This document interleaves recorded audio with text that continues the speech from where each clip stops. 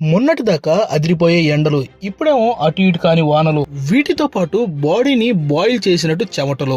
నిజమేనయ్యా పుల్లారావు.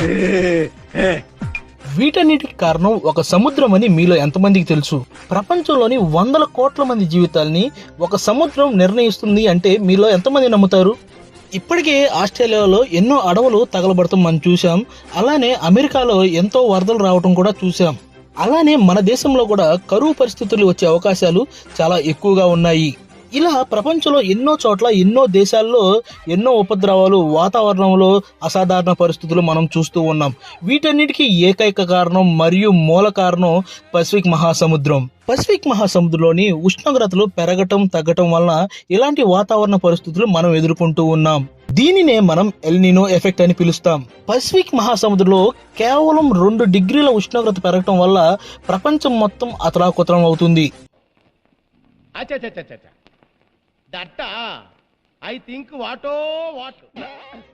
రానున్న రోజుల్లో ప్రపంచంలో మరికొన్ని గడ్డు పరిస్థితులు ఎదుర్కొనే అవకాశాలు ఎక్కువగా ఉన్నాయని శాస్త్రవేత్తలు చెబుతున్నారు. దీని ప్రభావం వలన సముద్రంలో చేపల శాతం తగ్గిపోతుంది.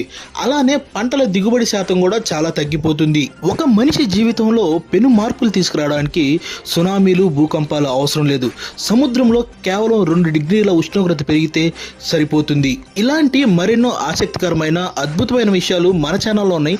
వెంటనే చూసేయండి. Thank you. Meet you in the next video.